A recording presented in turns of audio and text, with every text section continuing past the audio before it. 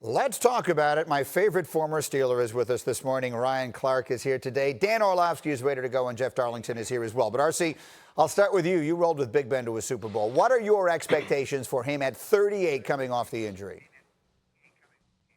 My expectations are that Ben can play extremely well. You look at Washington, Johnson, Smith-Schuster on the outside. And also this defense that Coach Tomlin told me himself. He said, I got the same feeling walking into stadiums that I had when you played, RC. And if you remember those defenses, they carried the Pittsburgh Steelers during that time. And so Big Ben has weapons on the outside. He has a good offensive line. And last he was healthy, we watched him throw for the most yards he ever had in his career. But they aren't going to be depending on Big Ben as they've been for the last decade. So he has to go out there and play well, play smart, but he doesn't have to carry the team. I'm expecting big things from him and the Pittsburgh Steelers in this season. Yeah, Dan, and people forget, I think, that Roethlisberger led the league in yardage 2 years ago, then only plays the very beginning of last season. What do you see happening?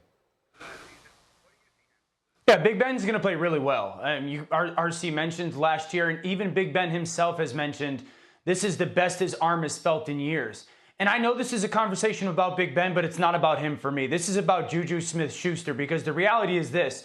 For Big Ben to perform the way he wants, he's always had a big-time receiver.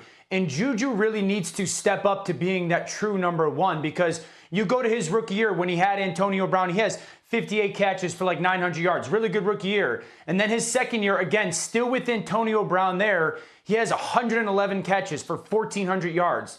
And then go back to last season, and I know Big Ben's not there, but AB's not there as well, and he drops down to 40 yards. So for Big Ben to be in one of the top quarterback conversations for this coming season, this is so much more about JuJu. JuJu needs to become that bona fide number one receiver that Ben has always had. The Hines Wards, the ABs, Plaxico, someone like that the Pittsburgh Steelers are notorious for. So for me, this is way more about JuJu Smith-Schuster becoming that bona fide number one without Antonio Brown opposite him than really is Big Ben going to be able to perform this season. I like that take. In both of Ben's Super Bowl wins, a wide receiver was actually the MVP of the game. Jeff, jump in here. What are your thoughts on him coming off the injury?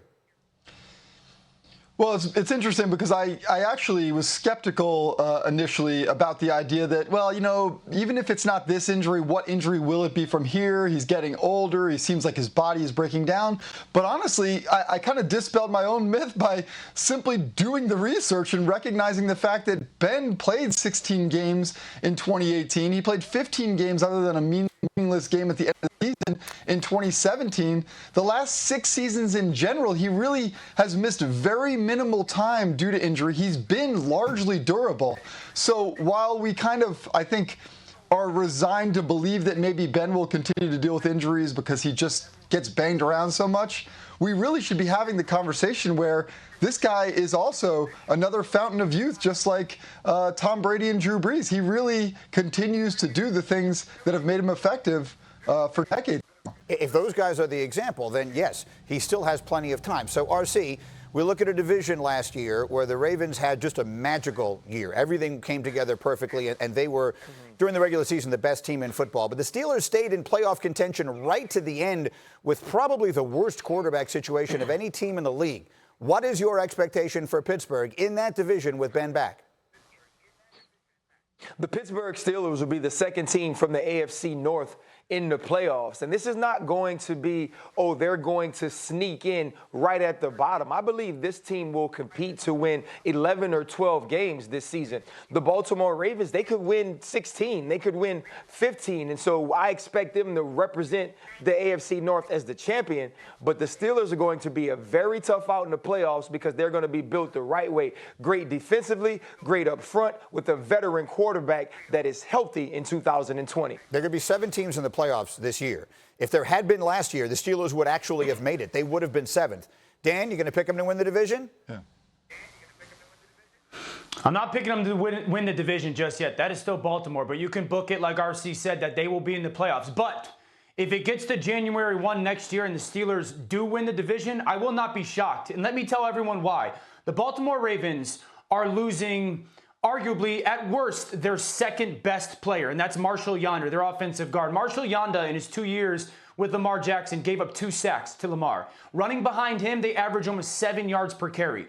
So they're losing, at worst, their second best player, and the Steelers are gaining their best player in their Hall of Fame quarterback, Ben Roethlisberger. So I will not be shocked in the least bit if Pittsburgh wins the division. They're both going to be in the playoffs, but right now the Ravens are still the favorite because they've got that quarterback. And you know what I've been saying, though, for the last month?